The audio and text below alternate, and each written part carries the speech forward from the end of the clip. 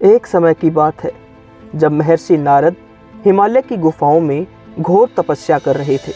उनकी घोर तपस्या को देखकर देवराज इंद्र को यह चिंता सताने लगी कि नारद जी घोर तपस्या करके स्वर्ग लोक पर अधिकार तो नहीं पाना चाह रहे हैं।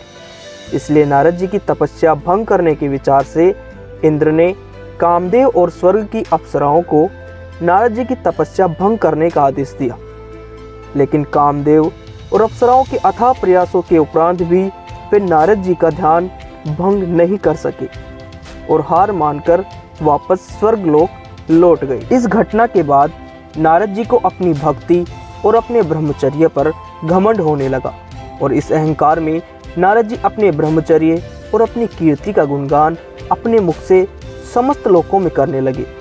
जब नारद जी ने यह सब गुणगान भगवान विष्णु के सामने किया तो भगवान विष्णु ने नारद जी के इस अहंकार को भांप लिया और इस अहंकार का नाश करने का विचार किया।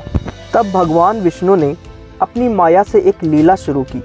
भगवान विष्णु की माया के कारण नारद जी जब बैकुंठ धाम से निकले तो उन्होंने मार्ग में एक अत्यंत सुंदर महल देखा। उस महल में राजकुमारी के स्वयंवर की तैयारी चल रही थी। महर्षि नारद ने जब उस राजकुमारी को देखा तो देखते ही उसकी सुंदरता पर मोहित हो गए। अपितु यह सब भगवान विष्णु की माया के ही वशीभूत हो रहा था, जिसके कारण नारद जी सब कुछ भूलकर केवल उस राजकुमारी को पाने के बारे में सोचने लगे।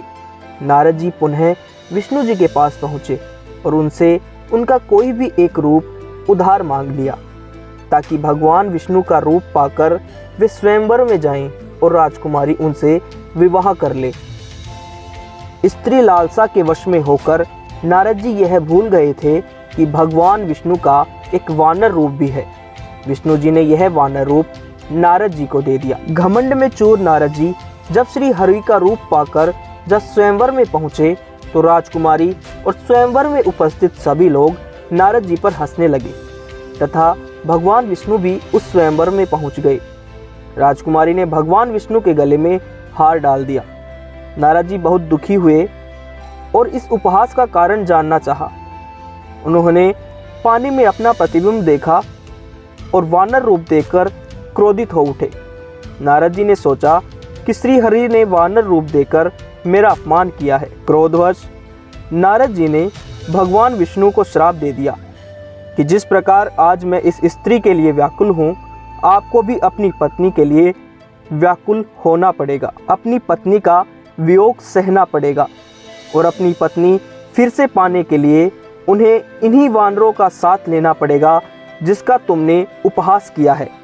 इसके बाद जब मायाजाल खत्म हुआ तो नारद जी को अपनी गलती का एहसास हुआ और उन्होंने भगवान विष्णु से क्षमा मांगी। नारद जी के इसी श्राप के कारण प्रभु श्री राम और माता सीता का वियोग हुआ था और श्री राम को माता सीता को पाने के लिए वानर सेना को साथ लेकर युद्ध करना पड़ा था।